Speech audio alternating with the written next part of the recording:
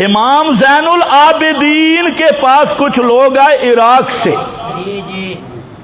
اور یہ بھی میری کتاب نہیں، کشف الغمہ فی معرفت الائمہ، شیعہ کی معروف کتاب، اس میں لکھا ہے کچھ لوگ آگے اور انہوں نے آ کر ابو بکر و عمر عثمان کے متعلق بکواس بازی شروع کی۔ یہ عراقی تھے، اور آپ کو پتہ ہے عراقیوں اور ایرانیوں کو ابو بکر و عمر عثمان سے ویر کیوں ہے؟ کہ ایران کے فاتح جی ہیں۔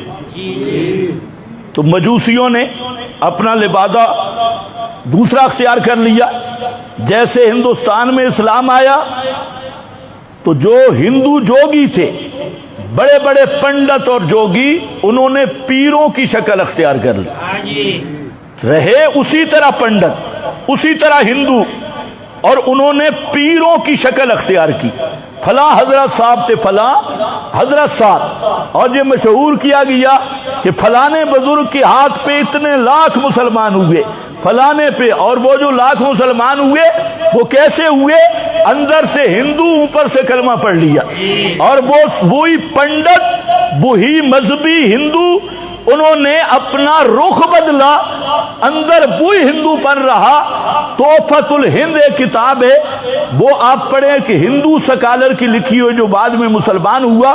تحفۃ الہند اردو میں کتاب ہے، پہلے وہ ہندو تھا، پھر وہ مسلمان ہوا، اور اس نے سارے راز کھولے، اور اس نے کہا کہ یہ جتنے کلمہ گو مشرک ہیں حقیقت میں یہ ہندو ہیں، اور ہیں کلمہ گو ہندو۔ جو پنڈت تھے وہ پیروں کی شکل میں آ گئے، اور تصوف جو ہندوستانی تصوف ہے، برے صغیر کا تصوف، اس تصوف میں ایمان بھی شرط نہیں ہے، بلکہ جو ہندو یہودی باطنی اسماعیلی ہوگا وہ بڑا پیر بنے گا، صوفی بنے گا۔ آج بھی دیکھو کوئی خربوزے میں بیٹھا ہے، کوئی کربوگے میں بیٹھا ہے، یہ سب حقیقتاً وہ ہندو پنڈت ہیں، اور یہ وہ سارے اصلی زناد کا ہیں۔ اوپر انہوں نے چادر اسلام کی لپیٹی اوڑی ہے، جیسے عبداللہ بن سبا نے کیا، تو اس طرح کے انہوں نے مسلمان کیے۔ اور جو پہلے مندروں کو پوجتے تھے، انہوں نے پہلے کھڑے کو پوجتے تھے، پھر پڑے کو شروع کر دیا، اور سارے مزاروں کو پوجا۔ آج بھی ان مزارات کا حال دیکھیں اور ہندو مندروں کا دیکھیں تو ہندو مندروں کا حال بہتر ہے تمہارے جو مزارات پہ شرک اور کفر ہوتا ہے۔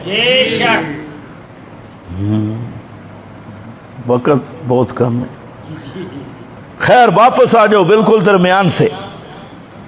یہ امام زین العابدین نے فرمایا، عراقیوں کو پوچھا تم مہاجرین سے ہو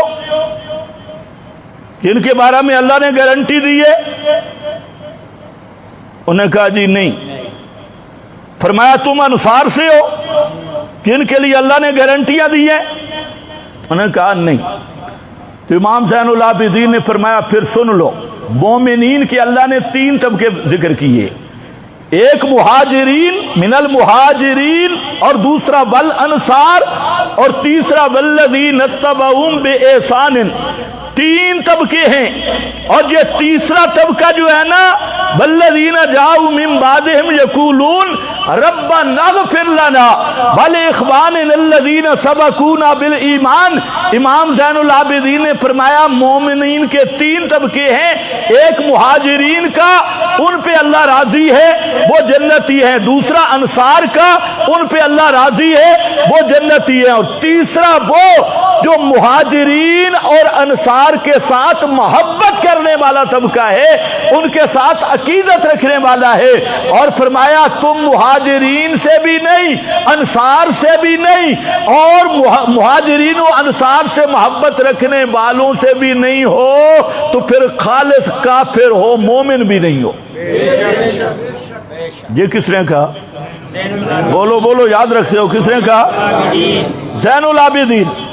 اور پھر شیخ صدوق 11 نمبر معانی الاخبار، شیخ صدوق جو رافضیہ کا سب سے بڑا امام اور محقق اور مدقق ہے، اس نے حضرت حسن بن علی سے ذکر کیا، فرمایا قال رسول اللہ صلی اللہ علیہ وسلم ان ابا بکر منی بمنزلۃ السم وان عمر منی بمنزلۃ البصر وان عثمان منی بمنزلۃ الفؤاد۔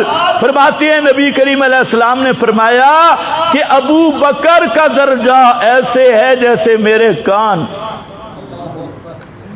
عمر کا درجہ ایسے ہے جیسے بمنزلۃ البصر میری آنکھیں، اور عثمان تو میرا دل ہے، الفؤاد عثمان میرا دل ہے۔ یہ بیان کرنے والے حضرت حسن بن علی، اور کس سے بیان کر رہے ہیں؟ رسول اللہ صلی اللہ علیہ وسلم سے۔ اور لکھنے والا شیخ قذوب یا صدوق، یہ مجتہد شیعہ سب سے بڑا، اس نے لکھا، اور معانی الاخبار صفحہ 110 پہ آیا ہے